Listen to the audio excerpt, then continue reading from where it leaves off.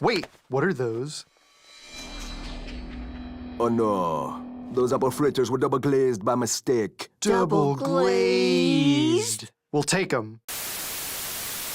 In every single series, there's typically at least one character that the fans tend to like a lot and gravitate towards. However, it can happen to a point where people start to go overboard with their love for a character and their praise for them starts to become suffocating. At this point, we ultimately stop using logic. This is a phenomenon known as glazing, and it tends to happen a lot in the anime community. However, there is nothing inherently wrong about glazing a character as long as it's only a couple people. The worst parts about glazing comes when a large majority of a character's fan base starts meat riding excessively, which essentially ruins all types of discourse around said character. Usually, I try my best not to be a hater, but glazing is a special exception to that. So in today's video, we're gonna look at some of the characters that people hype up the most, why they do it, and why they should tone it down a bit. Also, shout out to this guy, Epic Meme Lord 2258, because he suggested the idea and I thought it was a really good one. And like always, there will be anime spoilers, but no manga spoilers. And the first character we'll be talking about is Itachi Uchiha. This guy's essentially the poster boy for glazed anime characters. Ask any anime fan from the 2010s whose fan base meat rides the most, and they'll say Itachi 9 times out of 10. For as long as Naruto Shippuden's been out, people have been praising this man like he's their firstborn child. And honestly, if there's a character to praise, Itachi is admittedly a good option. He's easily one of the best written characters in Naruto as a whole and does the whole evil guy to good guy arc really well. When you first meet Itachi, it's clear that he's one of the biggest threats we've known at the time, and of course the main villain for Sasuke. All you know about him is that he killed the entire Uchiha clan and dipped, and to boot, he dogged Sasuke during their first reunion. Fast forward to Shippuden and we learned the truth about his decisions and the reasons behind them. We learned that he was manipulated into ending the Uchiha clan, and even when we seen him seemingly hate his younger brother, we learned that he loved him so much and could never actually bring himself to end his life. It really pulls at the heartstrings at his death scene. And on a more serious note, in case any of y'all are doubting the impact of this character arc, someone actually deleted their own character build in real life because of Itachi's death. Couple this amazing twist with some cool abilities and you got yourself a fan favorite character. However, this combo proved to be a bit too potent because everyone and their grandmother has Itachi as their favorite character. I alluded to this earlier, but for like the past decade, Itachi has been the most glazed anime character. I don't even think it's close for real. It's even more impressive how many people glaze this man's very existence despite not having the most screen time. We all probably have at least one friend whose favorite Naruto character is Itachi. Someone watching this video probably has their favorite character as Itachi, and I guarantee you at least one person has this poster in their room as well. It's a part of the Glazer starter pack. Some glaze him so hard that they even want Itachi as a brother, which in my opinion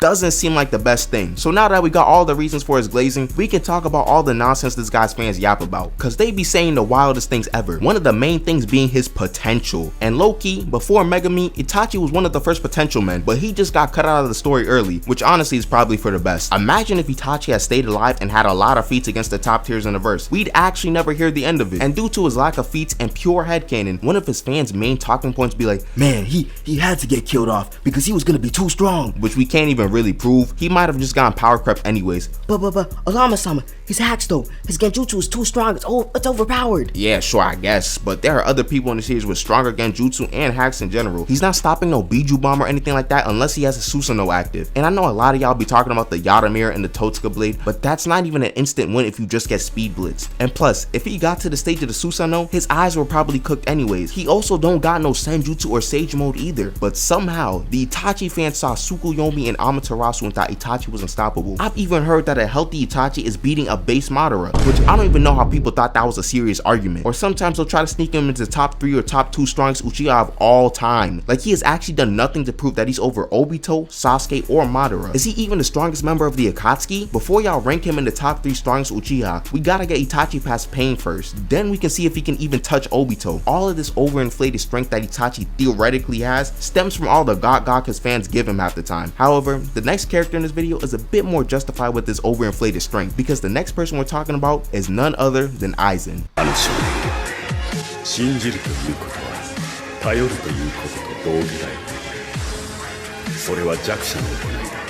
Alright, before y'all start tweaking out, we all know that Aizen is a dope villain. He doesn't really have much of a backstory to him besides what we saw in the flashback arc, and even then, he's still just the same Aizen we know that was just scheming. In my opinion, the main draw to his character has to be his abilities and manipulation, and how well they work together. Not only is Aizen just dumb strong in terms of spiritual pressure, but he's also got a busted Zanpakuto that can manipulate the 5 senses of anyone who looks at it, and he's also dumb smart and has shown to be extremely calculated throughout the series. But I think the cherry on top for all of Aizen's glazers was when we saw the twist about about Aizen planning all of Ichigo's battles. Literally all of them were planned. It's a mind crush for both Ichigo and the viewer because the 200 something episodes you watched until this point were all planned by Aizen. However, we run into our first issue with Aizen Glazers, the infamous all a part of my plan line, which has been used way too much by his fans. Aizen wins a poll, all a part of my plan. Aizen gets put up against freaking Superman, all a part of my plan. You get chased by a whole truck by your friend, all a part of my plan. Like, we get it, we know he plans a lot. I guess Ichigo palming his face like a basketball was also part of his plan, or that one time that Aizen got his keto broken with one hand and was left dumbfounded. Was that also a part of his plan? Y'all Aizen fans be glazing this man so much, and I think some of y'all have actually deluded yourselves into thinking he's the smartest in the verse, when he stated himself that Urahara is smarter. I don't even want to talk about how much some people will drag his hacks to the point where you got him winning battles against like Dr. Manhattan. Like, we gotta calm down. Aizen is very strong, but he's not some god of all anime or something. My other problem with Aizen is that he's one of the best manipulators in fiction, which is not a problem whatsoever, until you realize that Aizen has created a bunch of new fans that only like manipulators, which if you like manipulating type characters for their impact on the plot, that's perfectly fine. It's the people who actually think they're Aizen in real life. These are the bots that gaslight their friends and boast how they're like 5 steps ahead of everyone. Broski, you're not playing 5D chess or some genius among geniuses.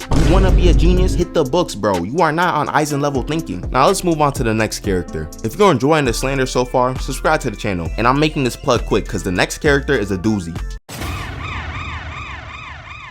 Oh gosh, where do I even start with this guy and his fans? Before y'all march into the comments and defend this man, let me just calm everyone down. I do like Shanks a lot, and I think he's a fine character in One Piece. I thought his strength was portrayed well at points, him being shown as a top 5-ish character in strength. But all of these thoughts were null and void once I saw something monstrous, a force I never even knew could exist in this world. This thing is known as YT Shanks. In case you're unfamiliar with who this monster is, YT Shanks is invincible and a multiversal threat. No matter what, he can't be beat. Apparently, he could beat a prime Whitebeard with no devil fruit with just his sword and conqueror's haki alone. But that's not even the worst of it, as there are people who genuinely think that Shanks can 1v3 the OG admirals. How do you get this from any scene in One Piece? So after seeing consistent nonsense like this, the hater inside of me just started to take control. I really did try my best to stop it, but I just couldn't help it. I had to accept who I was. I'm a true hater at heart. So let's get to it. Why on earth is Shanks so strong in his fans' eyes? Did I miss something? He's only in like 5 scenes or whatever, and he doesn't really fight anyone in the anime. Yet a lot of his fans just outright say he's the strongest in the verse, blindly. I guess the narrative is what pushes Shanks that high, but y'all are stretching it. This guy is dead tricking y'all into thinking he's strong. He used Wi-Fi hockey on some bum and made him run away, and this is what made y'all think he's top 1, and that's really all he's done. He hasn't done much else in the anime, unless him blocking a Kainu was that impressive to y'all. Congrats, you are now a Jinbei level Yonko. And before y'all say that I'm being illogical, you should already know by now.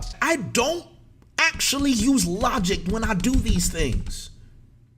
I don't care what I read. It's about the agenda. We should also talk about his rival, or lack thereof, because Mihawk is clearing this guy after he lost an arm. My goal, Mihawk don't like wasting his time unless it's with real threats like Don Krieg. As we all know, Mihawk is the strongest swordsman as his title suggests. Therefore, anyone else who uses a sword, aka a swordsman, is not stronger than Mihawk, meaning Zoro, Shiryu, Vista, and Shanks are all weaker than Mihawk. Shanks is not a hockey man, and he doesn't have a secret hockey expansion that can level everything in sight. He's a swordsman that is weaker than Mihawk, even if it's by a hair. And many Shanks fans will try to talk about him being 1 centimeter taller than Mihawk, therefore he's stronger. I wouldn't put it past Oda to do something like that, but still, if we're using height to try to cope for a character, it's time to let it go. Then we could talk about how Blackbeard was giving this guy the beats before he even had a devil fruit. He gave Shanks the work so bad that he started crying and snitching to everyone in sight. From the Gorosei to Whitebeard, he was yapping about how Blackbeard is too scale-weak. And after Whitebeard didn't want to hear all the yapping, Shanks decided to attack this old man with stage 26 cancer and clashes with him using Conqueror's coded attacks. We now need sky splitting attacks for the elderly. And guess what? There's something else to mention as well. This clown was way too scared to go for the One Piece during the other Yonko's reign like Kaido and Big Mom, but so conveniently, after Luffy and Buggy become Yonkos, he decides to go after the One Piece. I guess that's just a big coincidence. This guy is a Walmart Goldie Roger, a Mihawk victim, pre-Devil Fruit Blackbeard victim, a red-haired rodent, hockey merchant, and caps at East Blue Sea Beast level. Congrats, bro. Oh my gosh, Oda, if you can hear me, kill off Shanks in the next arc, and my life is yours. And if he gets the off-screen treatment, even better. I don't ever have to hear the Shanks Glazers ever again.